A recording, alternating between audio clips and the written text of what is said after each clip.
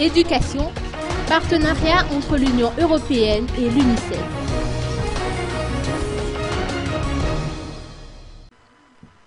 La signature de la convention de financement de 15 millions d'euros du programme d'appui à l'éducation entre l'Union européenne et l'UNICEF, représentés respectivement par son Excellence M.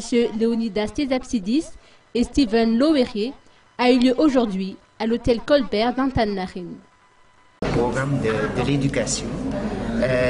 On travaillerait en étroite collaboration avec le ministère de l'Éducation nationale. C'est pour toute l'éducation primaire. Il y a trois composantes de ce programme. Un premier composant, c'est les kits scolaires. Pour la rentrée de septembre, on fournira plus que 3 millions de kits scolaires pour tous les enfants dans le pays. Une deuxième composante, c'est les salaires des enseignants femmes.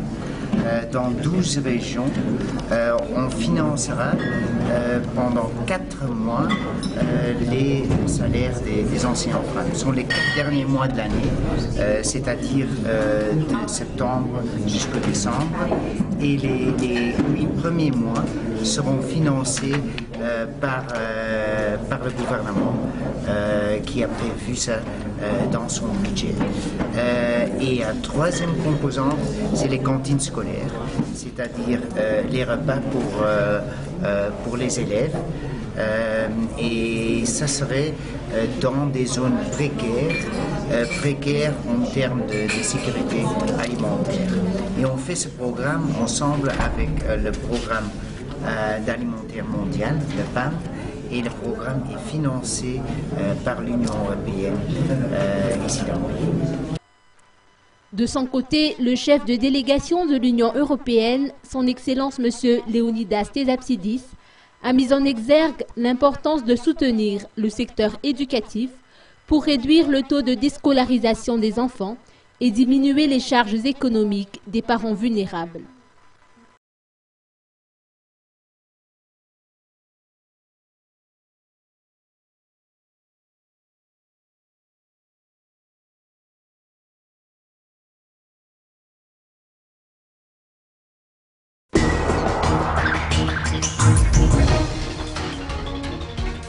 Diplomatie, son Excellence M.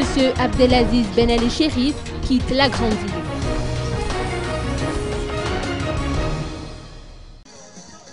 Son Excellence M.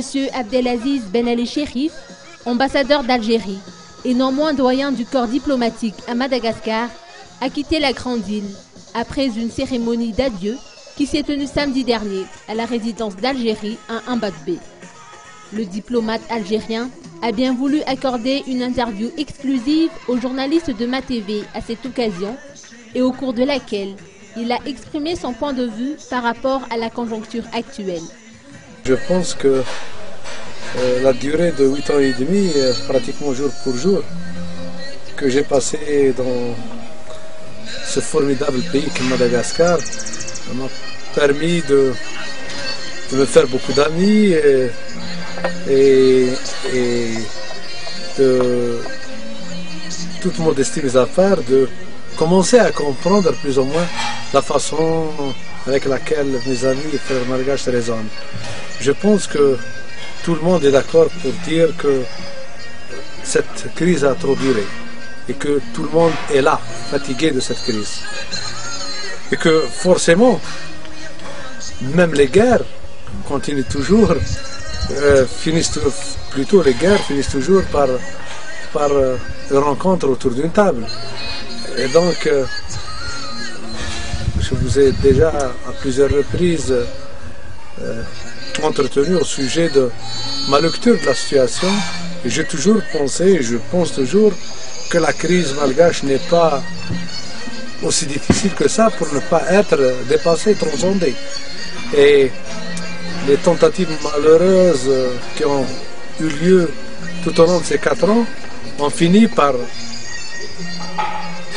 persuader tous les acteurs nationaux et internationaux qu'il faut bien aller vers une élection. Et pour ma part, je pense que les échéances qui ont été retenues seront respectées. Non pas parce que la solution de tous les maux dont pâtit le pays arriveront en même temps que l'élection, mais je pense que cette élection qui va avoir lieu avec l'accompagnement et le soutien de la communauté internationale permettront d'ouvrir les portes sur une véritable refondation de l'État malgache. Encore faut-il que les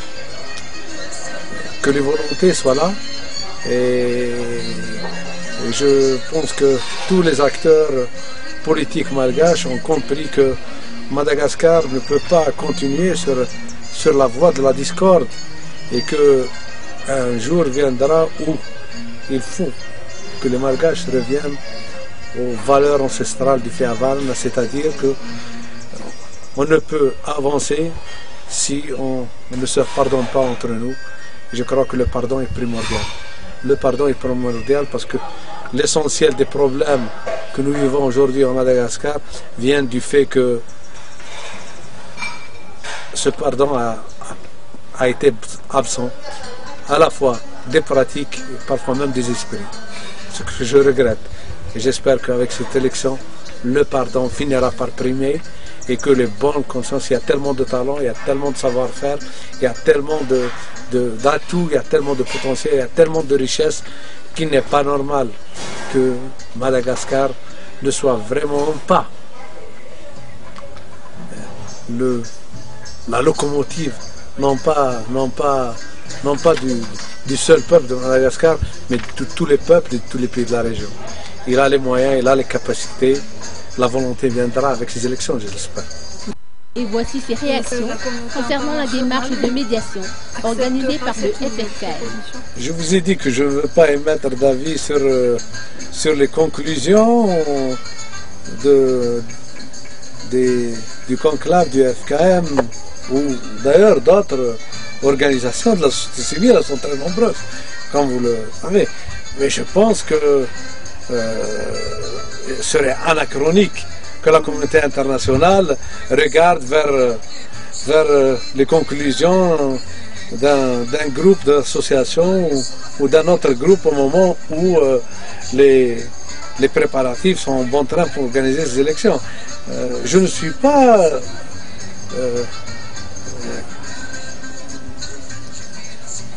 convaincu moi-même, comme l'essentiel de la communauté internationale et la communauté malgache, que la feuille de route est un document parfait. Nous savons que la feuille de route souffre de certaines carences, certainement. Mais c'est ça le prix de la solution. Il faudrait que chacun fasse des concessions.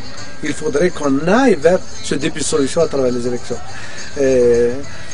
Les élections en elles-mêmes ne sont pas le but recherché. Ce qui est recherché, c'est le nouveau départ de Madagascar sur de nouvelles bases qui garantissent une sérénité, une paix civile et un développement à très long terme. C'est ça l'objectif recherché. L'élection en elle-même, ce n'est qu'une clé pour ouvrir la porte pour aller vers cette solution. Donc, je crois que la priorité des priorités pour la communauté internationale, comme d'ailleurs pour du moins la grande majorité de la classe politique malgache, c'est d'aller vers ces élections. Encore faut-il que les conditions nécessaires de transparence, d'équité, d'impartialité seront là. Ce dont je ne doute pas, parce que je sais qu'il y aura autant de vigilance de la part des acteurs malgaches eux-mêmes et de la communauté internationale, bien entendu, pour que ces élections soient réussies.